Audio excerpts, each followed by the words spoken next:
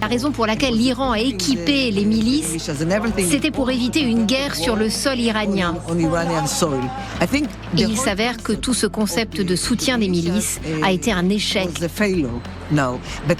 Et je ne sais pas s'ils ont une stratégie pour remplacer ça. Depuis le 7 octobre et le séisme de l'attaque terroriste inédite du Hamas en Israël, l'État hébreu anéantit tous les cadres de cet axe de la résistance construit par l'Iran année après année. Et ce, jusqu'au cœur du territoire iranien. Le 31 juillet 2024, c'est Ismaël Haniyeh, le chef du bureau politique du Hamas, qui est assassiné à Téhéran. On le voit ici se réjouir, puis prier en regardant en direct les images de l'attaque du 7 octobre. Ismaël Haniyeh vit en exil au Qatar.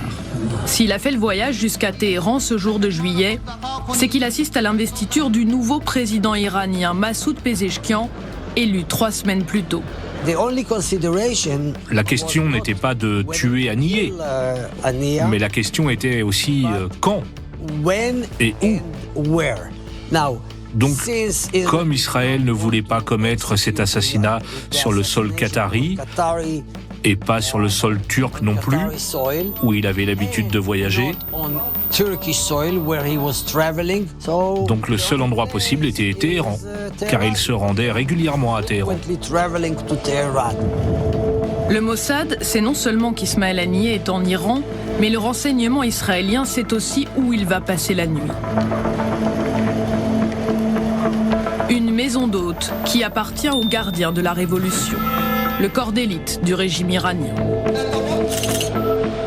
Les chambres sont destinées à accueillir les hauts dignitaires nationaux et étrangers.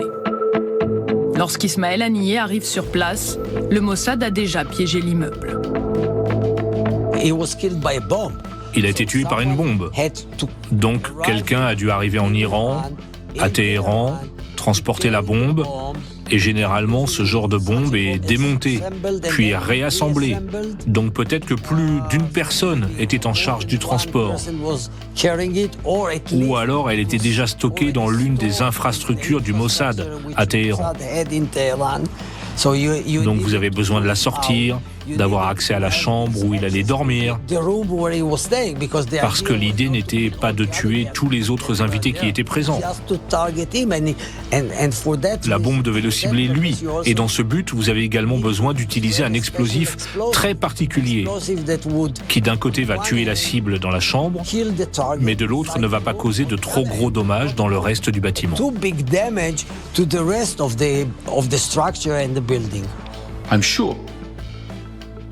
Je suis sûr que les Iraniens sont maintenant dans une profonde contre-enquête après ce genre de coup.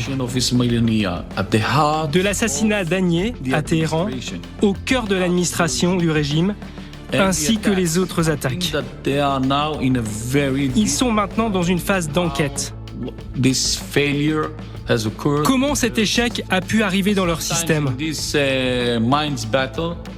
Il arrive dans ces batailles de cerveau. Vous réussissez à faire des choses sans que l'adversaire, l'ennemi, découvre comment vous l'avez fait. Parfois, vous devez sacrifier une partie des outils. Et parfois, vous réussissez à rester clandestin, secret, sans que l'ennemi ne découvre vraiment comment vous l'avez fait. Je crois que pour l'instant, ils ne l'ont pas découvert. À ce jour, Israël n'a pas revendiqué cet assassinat, mais le commanditaire laisse peu de doute.